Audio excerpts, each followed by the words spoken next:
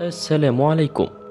حول العالم توجد العديد من فصائل الطيور المختلفة والتي تنال إعجاب الكثير من الناس، لكن البعض من هذه الطيور يعتبر خطيرا للغاية بسبب أنه يشكل مشاكل كثيرة على العديد من الحيوانات الأخرى وحتى البشر. وفي هذا الفيديو سنعرض لكم ثلاثة من أخطر أنواع الطيور حول العالم.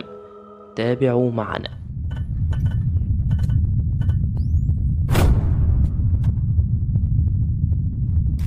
أولا، طائر الكاسواري.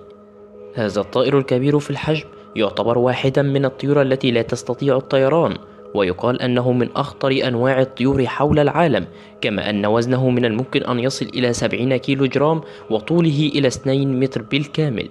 لا يفضل الهجوم على البشر إلا عندما يشعر بالخطر، حيث إن هذا يجعله قادرا على تسديد العديد من الضربات القوية بالقدم. ويقال أنه في فلوريدا في عام 2019 تعرض هذا الرجل إلى الوفاة بعد هجوم هذا الطائر عليه، حيث أن لديه قدرة كبيرة على الجري تصل إلى 50 كيلو مترا في الساعة.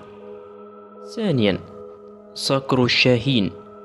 تصل سرعة هذا الصقر إلى 300 كيلو متر في الساعة عندما يهبط على الفريسة، وهذا يعني أنه واحدا من أسرع الكائنات الحية حول العالم. يوجد بكثرة في استراليا، وهو يعتبر واحدا من الطيور الخطيرة التي تهجم على الكثير من متسلق الجبال، حيث أن لديه مخالب قوية وكبيرة للغاية تساعده في الهجوم على الكثير من الكائنات الحية الأخرى، بالإضافة إلى أن لديه منقار كبير، مما يعني أنه واحدا من الطيور الخطيرة للغاية. ثالثا وأخيرا، كاسر العظام أو الملتحي، والاسم العلمي له جيبتس باربتس.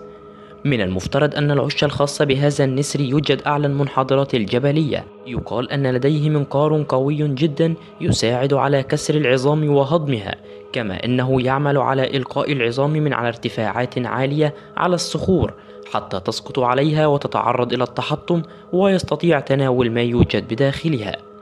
هذا يؤكد على الذكاء الكبير التي يتمتع به هذا الطائر، والذي يساعده على اتباع هذه الطريقة من أجل الحصول على الطعام. كما يؤكد هذا الذكاء على الخطورة التي يتمتع بها عندما يتمكن في أي لحظة من الهجوم على أي من البشر. شكرا لكم.